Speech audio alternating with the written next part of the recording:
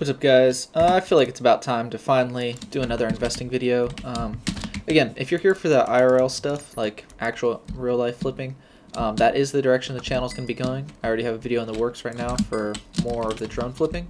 But anyway, for today, we're going to be going over investments that you can make in this game, Skyblock flipping. So start off with some pretty easy items. I'm not going to go over specific items because if I tell everyone to buy something, then it seems like just trying to increase the price specifically. So for these ones, I'm not going to say I know exactly where the update's going to go, but the foraging update will be coming soon-ish. Admin soon-ish means within a year probably. So I'd look into foraging pets. Those are going to go up for sure. Materials to buy those same pets. Monkey is the best pet currently, so I would buy some max level 100 monkeys as well. I would say anything that gives buffs to foraging would be a good idea as well. Not very many things that do that, but for instance, like one thing that would be good, that it's hard to buy a ton of money of these kind of things, so wait as long as you can. But like foraging XP boosts, these are usually cheaper, so I wouldn't say buying them at 3.5 mil is a good idea. Usually these are like 1.5 to 2 mil, but yeah, foraging XP booster would be good. Obsidian potentially is good for tree capacitors. I'm assuming they're going to add an upgrade for it, so, and this is pretty easy to produce, so potential there. Other things is going to be all useless items. These always have use eventually. Some of those would be, say, chicken. This has no use at all. Mutton, enchanted mutton has no use at all. Enchanted wool has no real use. Enchanted rabbit has no real use. Enchanted rabbit's foot has no real use. Hide does, but foot doesn't. Raw rabbit doesn't. All of those would be decent. Mega enchanted eggs are definitely good because to get one of those, it takes 9 of these, which is 3.5 mil, and currently they're sitting at 380k because there's no use for them really. Other things that would be a good investment on long term would be stuff like, say, tier 7 books that are useless, like say Bane of Arthropods. That's a pretty good one. I actually think I have the tier 6 ones aren't very good. I would not say that's worth putting your time into. Titan Killer, I just buy that as a joke. It's probably never going to get reworked, to be honest. Dark Candy is definitely a good one. It's long term. You will have to wait an entire year for it, but it's almost guaranteed. I mean, it is guaranteed that it'll go up, actually.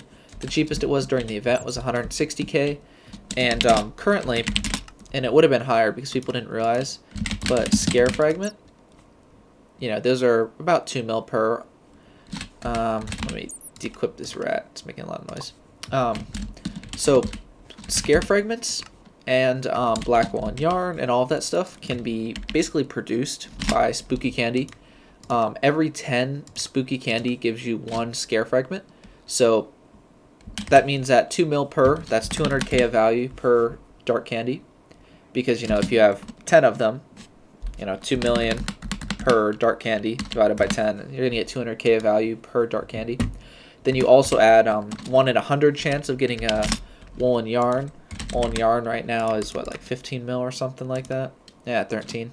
Let's say 10 to be on the lower end. So that's 300k of value, and then all the other drops and stuff add probably 50k. So on the low end, I'd expect them to be worth like 200k, which at a current price of whatever it is, 100k, you're doubling your money. But again, you have to wait a year for it to happen. This is one of my bigger recent investments. Got whatever that is, like 16 billion coins of them, which again in a year is going to turn into 32 billion coins. But I mean, nothing insane. You literally have to wait a year for the Halloween event to come back, but it is guaranteed. Stuff like that, it always comes back, and the prices may be higher by then. If say dark candy or wool and yarn goes up in price until then the price of candy will also potentially be higher once the event comes back, because again, these are directly producible by having candy. Other things that I'd go over that have decent potential long term, I think golden carrots still have that item that they're gonna make with them, that like catching egg. I don't know how likely that is to ever happen. I'd say don't put much money into that if you're going to. Also, another thing which I think is kind of fun, which I want to share with you guys. You see this line of chests here? So the funny thing is that this is still not as many books as I used to have on the old profile for Titan Killer 6. But just because it's kind of interesting, every single chest, you know, the entire way down, all of these are all filled to, I think right here. Yeah, I haven't quite made it all the way down to Y0, but I think I have like 7,000 Titan Core 6 books. And then, which is less than I used to have. I had like 10,000 before, you know, the false wipe. And then Titan Core 7, I'm getting there. You know, it's just a matter of time. I'm up to, I think, like 400 books. I had 1,600 before, so I'm a quarter of the way back. That one's very painful. I had so many, you know, 1,600 books. It's just, you know, it took me 3 years to get them all. It's gonna take another 3 years to get more because I literally bought every single one that the entire Skyblock economy made, and that's just how many were being made. It was like 30 a week was all I could get, and then 1,600 divided by 30, it's like 50 weeks. Actually, no, it was more. I was only able to get probably 15 a week. So yeah, it was a lot of time to get that many. But we're getting back there. Anyway, hope you guys enjoy a little bit of video. Basically, for now, things that would be worth slowly putting money into. It's like mutton. I see a lot of people were putting money into this long term. I think last time I checked, there was like 20 billion, or no, it was like 40 billion coins of buy orders on mutton. Someone richer's been investing. We've got emeralds. Emeralds are a good one long term too, because again, no uses right now, and admins always add uses. I think emerald's a good one long term, but the only risk is there's already a ton of people that have them. Same with mutton. A lot of people have already invested into that. Other thing that I would mention, some enchants that haven't seen a use in a while are kind of worth looking into. Not anytime long term or short term, but if you've got patience and you don't mind stuff like Rend, it's a really good enchant. It's the best enchant for manual, not short bows, because it basically, you know, even at max, well, I mean, attack speed doesn't really do anything for this kind of bow. You're gonna shoot, I think it's like 2 a second, but Rend basically makes it so that every, whatever it is, Rend, 2-second cooldown. Basically, it's like over doubles your DPS with a longbow, because you go from being able to shoot 2 arrows to basically getting 5. I mean, you don't get another ultimate enchant, so maybe it's only actually like 50% more DPS than any other ultimate enchant would be. But stuff like that, I mean, there's a lot of items that you can invest into long term for just different balance changes. I mean, even silly stuff like, say, like Sinful Dice, for instance. You know, Sinful Dice have no use right now because the item that they're used for isn't really used right now. I mean, it might get reworked eventually. I feel like they'll add another use for them eventually. Maybe not. They might not care enough, but it might just end up being a silly item, kind of like wolf pack armor and that kind of thing. You know, it might never have a use. But some things like that are worth potentially investing into, or at least looking into, because you never know. Same with stuff like, say, Digested Mosquito, because Digested's a good one too long term.